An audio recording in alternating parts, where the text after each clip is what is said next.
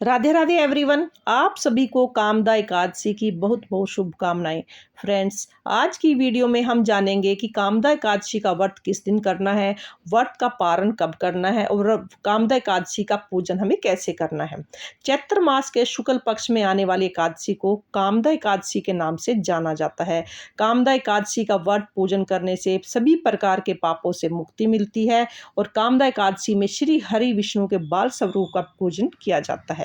तो कामदा एकादशी के दिन सुबह सुबह स्नान करके पहले लड्डू गोपाल जी को दूध से स्नान कराएंगे, फिर हम जल से स्नान कराएंगे। अगर विष्णु भगवान का विग्रह आपके पास है तो इन्हें भी आप स्नान करा सकते हैं, तो आप विष्णु भगवान का पूजन कर सकते हैं। लड्डू गोपाल जी भगवान विष्णु का ही स्वरूप है, तो अगर आपके पास लड्डू गोपाल जी हैं तो आप लड्डू गोपाल जी का पूजन कर सकते हैं। जल से स्नान कराने के बाद हम लड्डू गोपाल जी का सुंदर सा श्रृंगार करते हैं। देखिए, अगर आपके पास लड्डू गोपाल नहीं है तो आप विष्णु भगवान की फोटो या मूर्ति से भी पूजा कर सकते हैं। चैत्र मास के शुक्ल पक्ष की कामदा एकादशी 8 अप्रैल को इसका व्रत रखा जाएगा और जो इसका पारण का समय है, क्योंकि ये जो हमारा व्रत होगा ये उदय तिथि में होगा और जो इसका पारण का समय होगा ये 9 अप्रैल को सुबह 5:55 से लेकर 8:55 तक रहेगा। तो उस समय आप अपना जो सुबह का पारण कर सकते हो।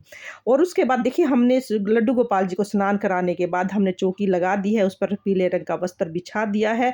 चौकी लगाने के बाद भगवान विष्णु का हमें तिलों से आसन देते हुए, पहले अगर आप देखें घर के मंदिर में पूजा कर रहे हैं तो आपको अलग से गणपति जी बिठाने की आवश्यकता नहीं है, लेकिन अगर आप चौकी पे पूजा कर रहे हैं तो आपको पहले हमें गणेश जी को हम विराजमान करेंगे, उसके बाद हमने लड्डू गोपाल जी को भी यहाँ पर विराजमान कर दिया है। अगर लड्डू गोपाल नहीं है तो आप भगवान विष्णु के भी फोटो या जो भी स्वरूप आपके पास है आप विराजमान कर सकते हैं। उसके बाद देखिए, हमने एक लोटा जल का लिया है और भाव से हमने शुद्धिकरण कर दिया है, यानी कि हमने स्नान करा दिया है। वो उसके बाद देसी घी का हम दिया प्रज्वलित कर लेंगे। देसी घी का दिया लगाने के बाद हम गणेश जी को कलावा समर्पित कर देंगे। लड्डू गोपाल जी को पहले से ही मैं वस्त्र समर्पित कर चुकी हूँ, उनको पहना चुकी हूँ और उसके बाद हम चंदन से तिलक करेंगे। चंदन से तिलक करना भगवान विष्णु को अति प्रिय है, क्योंकि चंदन उनका अति प्रिय है, तो चंदन से ही इनको विष्णु भगवान को तिलक किया जाता है। दीपक पर भी हमें तिलक करना है।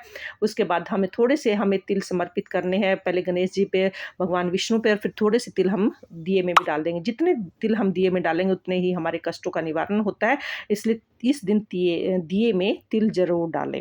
तो देखिए, कामदा एकादशी पर ना लड्डू गोपाल जी के लिए फूल बंगला बनाए जाते हैं, तो हो सके तो आप फूल बंगला बनाएं। अगर फूल बंगला नहीं बना पाए तो 2-4 फूल जो भी आपके पास आप जरूर समर्पित करें। फिर हमें जो भी ऋतु फल है वो भोग के रूप में हम उसको समर्पित कर देंगे, और जो ड्राई फ्रूट है तो ड्राई फ्रूट समर्पित कर सकते हैं, और जो भी अगर आपने कोई दूध से बनी हुई मिठाई है तो वो समर्पित करें। तुलसी दल जरूर समर्पित करें। 1 लोटा शुद्ध जल का हम उनको समर्पित कर देंगे। अब हमें दक्षिणा समर्पित करनी है। दक्षिणा पूजा में रही कमियों को पूरा करती है, इसलिए दक्षिणा यथासंभव जितनी भी हो दक्षिणा समर्पित करें।